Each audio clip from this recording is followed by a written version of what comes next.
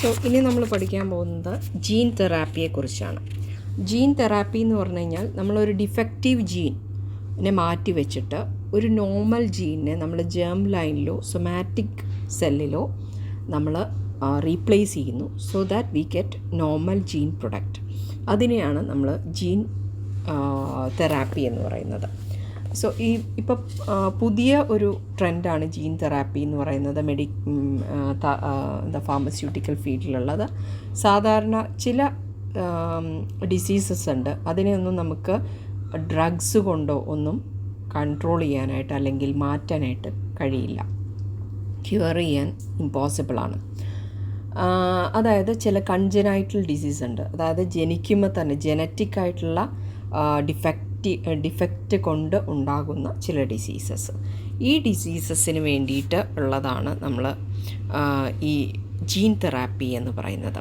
So gene therapy രണ്ട് തരത്തിലുണ്ട്: germ line gene therapy and somatic cell gene therapy. അത് germ line gene therapy എന്ന് പറഞ്ഞു കഴിഞ്ഞാൽ അത് ഉദ്ദേശിക്കുന്നത് നമ്മുടെ ജേം സെൽസ് ആയ സ്പേം അല്ലെങ്കിൽ ഓവ, ഇതിൽ ഇപ്പം അച്ഛനോ അമ്മയുടെയോ ഏതെങ്കിലും ഡിഫക്റ്റീവ് ജീൻ ഉണ്ടെന്ന് വിചാരിക്കുക. അവരുടെ ഫാമിലിയിൽ റൺ ചെയ്യുന്ന ഏതെങ്കിലും ഇപ്പം ഹീമോഫീലിയോ അങ്ങനെ എന്തെങ്കിലും ഒരു അസുഖം ഉണ്ടെന്ന് വിചാരിക്കുക.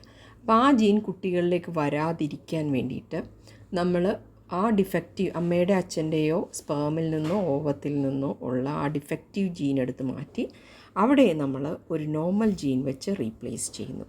സോ ദാറ്റ് ആ എംബ്രിയോ എന്ന് പറയുന്നത് നോർമലായിട്ടുള്ള ജീനുള്ള ഒരു ഓഫ്സ്പ്രിങ് ആയിട്ട് ഡെവലപ്പ് ചെയ്യും. അപ്പോൾ ഇങ്ങനെ ചെയ്യുന്ന വഴി ഹെറിറ്റബിളായിട്ടുള്ള ചേഞ്ചസ്, ഹെറിറ്റബിളായിട്ട് നമുക്ക് കിട്ടുന്ന ഹെറിഡിറ്റി വഴി നമുക്ക് കിട്ടുന്ന പല അസുഖങ്ങളും നമുക്ക് മാറ്റാനായിട്ട് സാധിക്കും. അപ്പോൾ അതിന് കറക്റ്റ് ചെയ്യാനായിട്ട് പല ഡിസീസസ് ഇതുപോലെ കറക്റ്റ് ചെയ്യാനായിട്ട് സാധിക്കും. ക്യാൻസർ ഉൾപ്പെടെയുള്ള ഹെറിഡിറ്ററി ആയിട്ട് വരുന്ന ആർത്രൈറ്റിസ് അല്ലെങ്കിൽ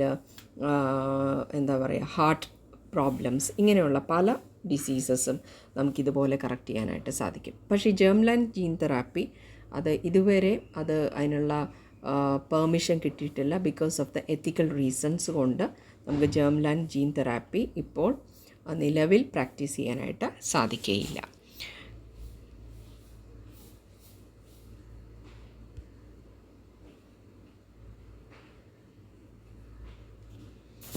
ഇനി എന്താണ് സൊമാറ്റിക് സെൽ ജീൻ തെറാപ്പി?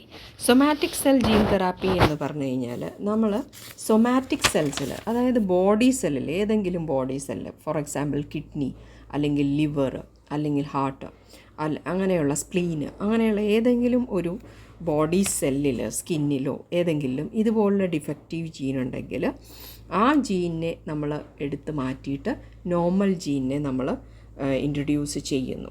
അതിനെയാണ് നമ്മൾ സൊമാറ്റിക് സെൽ ജീൻ തെറാപ്പി എന്ന് പറയുന്നത്.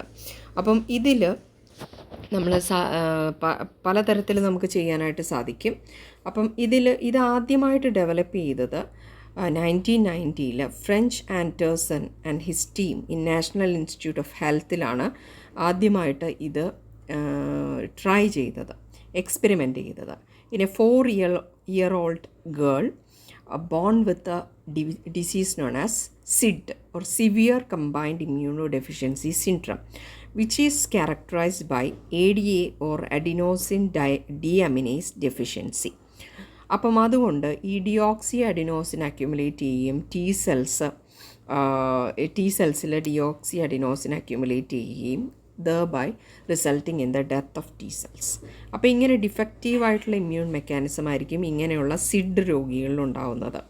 അപ്പം അതുപോലെ പലതരത്തിലുള്ള genetic disorders such as cystic fibrosis, Huntington disease, haemophilia, muscular dystrophy, Alzheimer's, phenylketonuria, thalassaemia, ഇങ്ങനെയുള്ള പല രോഗങ്ങളും ഈവൺ ഇൻ ബ്രസ്റ്റ് ക്യാൻസർ വരെ നമുക്ക് ഇതുവഴി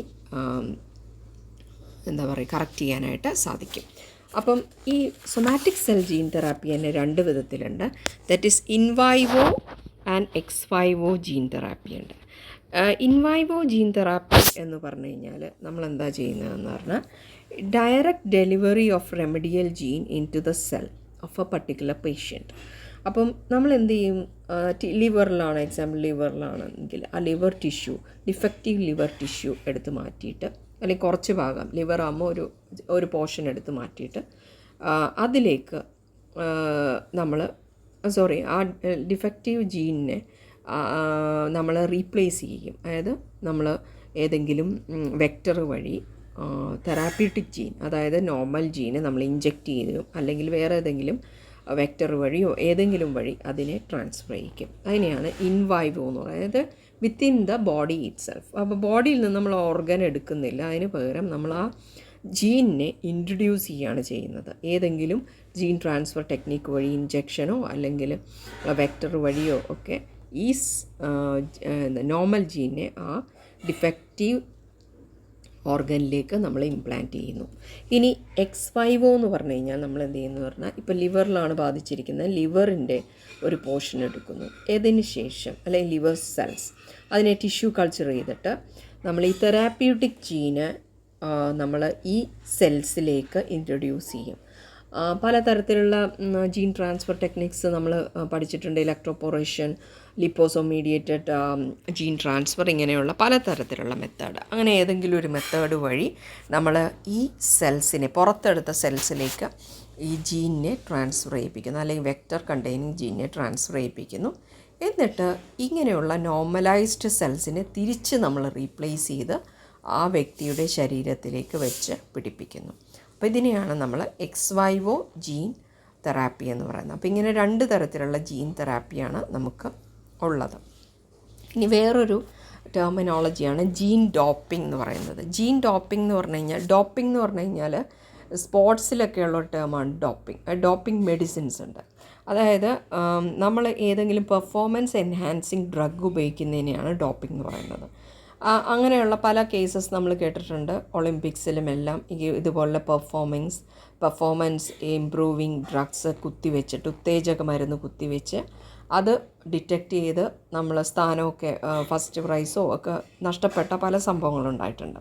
അപ്പോൾ ഇതേപോലെ ഡോപ്പ് ചെയ്യുന്നത്, ജീൻ ഡോപ്പിംഗ് എന്താണ് ചെയ്യുന്നതെന്ന് വെച്ചാൽ ജീൻസാണ് ഇതിൽ യൂസ് ചെയ്യുന്നത്. അതായത് നമ്മൾ പെർഫോമൻസ് എൻഹാൻസ് ചെയ്യാൻ ഉപയോഗിക്കുന്ന മെയിൽ ഹോർമോൺസോ അല്ലെങ്കിൽ ഗ്രോത്ത് ഹോർമോൺസോ അല്ലെങ്കിൽ ഹീമോഗ്ലോബിൻ കൂടുതൽ പ്രൊഡ്യൂസ് ചെയ്യുന്ന എന്തെങ്കിലും ഫാക്ടേഴ്സ് ഉണ്ടാകുന്ന ജീൻസ് നമ്മൾ ഈ വ്യക്തിയുടെ അത്ലറ്റിൻ്റെ ശരീരത്തിലേക്ക് കൂടുതലായിട്ട് ഇഞ്ചെക്റ്റ് ചെയ്യുക, മസിലിലേക്കോ അല്ലെങ്കിൽ സെൽസിലേക്കോ ഇഞ്ചെക്റ്റ് ചെയ്യുന്നു.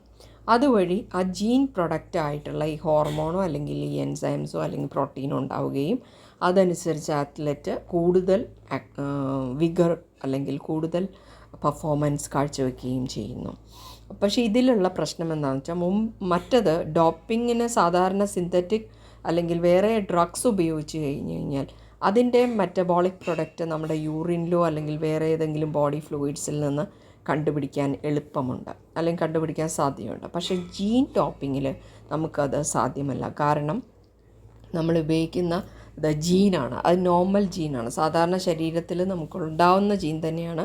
ആ ജീൻ്റെ പ്രൊഡക്റ്റ് എന്ന് പറഞ്ഞു കഴിഞ്ഞാൽ നമ്മൾ സാധാരണ ശരീരത്തിൽ എല്ലാവരുടെയും പ്രൊഡ്യൂസ് ചെയ്യുന്നതാണ്.